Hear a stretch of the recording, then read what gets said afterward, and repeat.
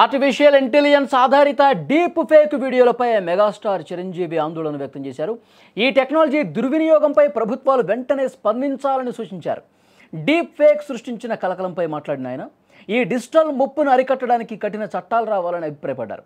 రాష్ట్ర ఏక్తా దివస్ 2025లో భాగంగా నెక్లెస్ రోడ్లోని రన్ ఫర్ యూనిటీ కార్యక్రమంలో మెగాస్టార్ పాల్గొన్నారు. ఈ సందర్భంగా ఆయన మాట్లాడుతూ ఇటీవల తన డీప్ ఫేక్ వీడియోల అంశాన్ని కూడా ప్రస్తావించారు. కేంద్ర రాష్ట్ర ప్రభుత్వాలు ఈ సమస్యను తీవ్రంగా పరిగణించాలని, సామాన్యుల జీవితాలను రక్షించడానికి, సైబర్ నేరగాళ్ల ఆట కట్టడి చేయడానికి ఆలస్యం చేయకుండా ప్రత్యేక చట్టాలు, నియంత్రణ విధానాలు తీసుకురావాలని కోరారు.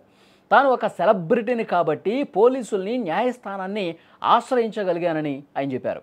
మన దేశంలో సామాన్య ప్రజలకు డీప్ ఫేక్ నుంచి రక్షణ లభించాలనే అభిప్రాయాన్ని ఆయన వ్యక్తం చేశారు. సెలబ్రిటీల కంటే సామాన్యుల జీవితాలపైనే ఈ మార్ఫింగ్ వీడియోల ప్రభావం, గౌరవంపై దెబ్బ చాలా తీవ్రంగా ఉంటుందని ఆయన స్పష్టంగా పేర్కొన్నటువంటి పరిస్థితి మనం చూసాం. మొన్న కూడా ఆయన సిటీ సివిల్ కోర్టును ఆశ్రయించిన పరిస్థితి. ఎందుకంటే డీప్ ఫేక్ వీడియోలు పెట్టి అసలు ఆయన ఫేస్ను పూర్తిగా మార్ఫింగ్ చేసి ఆయన మాట్లాడని విషయాలను కూడా మాట్లాడినట్టు చిత్రీకరించి వీడియోలు పెట్టడం, ఫోటోలు పెట్టడం, తమ ఆర్థిక లబ్ధి చేకూర్చే విధంగా ఆ విధంగా చేస్తూ ఉన్నారు. సో ఇది చాలా నేరంతో కూడుకున్నటువంటి పని. అలాంటి వాళ్లకు కఠినంగా శిక్షించే విధంగా చట్టాలు తీసుకురావాలి.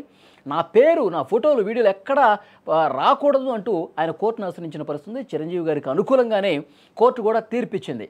ఎవరైతే ఆ విధంగా చేశారో వాళ్ళ మీద కఠినంగా శిక్షించాలని పోలీసులకు ఆదేశాలు కూడా ఇచ్చింది. ఇంకా దురదృష్టం ఏంటంటే మెగాస్టార్ లాంటి ఒక పెద్ద సెలబ్రిటీని కొంతమంది పోర్న్ సైట్లో కూడా పెట్టి అసభ్యకరంగా, అశ్లీలంగా వాడుతున్నటువంటి పరిస్థితి ఉంది.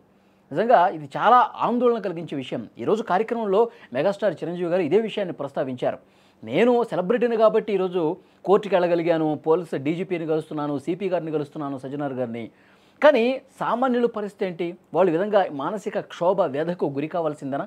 ఇలాంటి డీప్ ఫేక్ ముఠాలు ఏవైతే ఉన్నాయో, పనిగట్టుకుని చేసే ఇలాంటి దుష్ప్రచారం ఏదైతే ఉందో, ఆర్టిఫిషియల్ ఇంటెలిజెన్స్తో టెక్నాలజీని మంచికి వాడకుండా ఈ విధంగా చెడుకు వాడుతున్నట్టు వాళ్ళని ఒక కఠినమైనటువంటి చట్టాలు తీసుకురావాల్సిన అవసరం ఉంది. చట్ట సభల్లో ఇలాంటి చట్టాలు తీసుకొచ్చి వాళ్ళని ఆట కట్టించాలని చెప్పి ఆయన ఈరోజు కార్యక్రమంలో కూడా ఆ విషయాన్ని ప్రస్తావించారు. ఆయన ఏమన్నారో ఒక్కసారి పూర్తి వీడియో మీరు కూడా వినండి.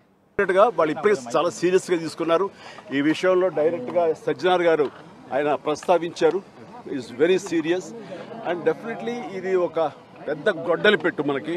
దాని మీద పూర్తిగా స్పందించి అన్ని రకాలుగా ఒక చట్టం తీసుకొచ్చే దిశగా పోలీస్ వ్యవస్థ, శ్రీ శివధార్ గారు వీళ్ళందరూ కూడా ప్రయత్నం చేస్తున్నారు. అండ్ డెఫినెట్లీ వాళ్ళ యొక్క అనుకున్నది నెరవేరుతుంది. మంచి వస్తున్నప్పుడు అండి, మంచి జరుగుతున్నప్పుడు మంచితో పాటు చెడు కూడా కుట్టు వస్తుంది. మనం చేయాల్సిన ఫిల్టర్స్ ఏర్పరచుకోవాలి. దానికి మన వ్యవస్థలు ఉన్నాయి. ముఖ్యంగా ప్రధానంగా పోలీస్ వ్యవస్థ ఖచ్చితంగా వాళ్ళు they will do there best to overcome these problems. But we have to welcome the technology, advance technology ఎప్పుడు మనం వెల్కమ్ చేయాలి. ఈ వెల్కమ్ చేసే దాంట్లో బై ప్రోడక్ట్ కొంచెం బ్యాడ్ కూడా వస్తుంది. దాన్ని ఎలా ప్రక్షాళన చేయాలని దాని మీద వాళ్ళు పూర్తి స్థాయి దృష్టి పెట్టారు. దీనికి ప్రభుత్వాలు కూడా సహకరిస్తాయి. వాళ్ళు డెఫినెట్గా అసెంబ్లీలో చట్టాలు తీసుకొస్తారు. వాళ్ళ స్ట్రాంగ్గా ఉంటారు.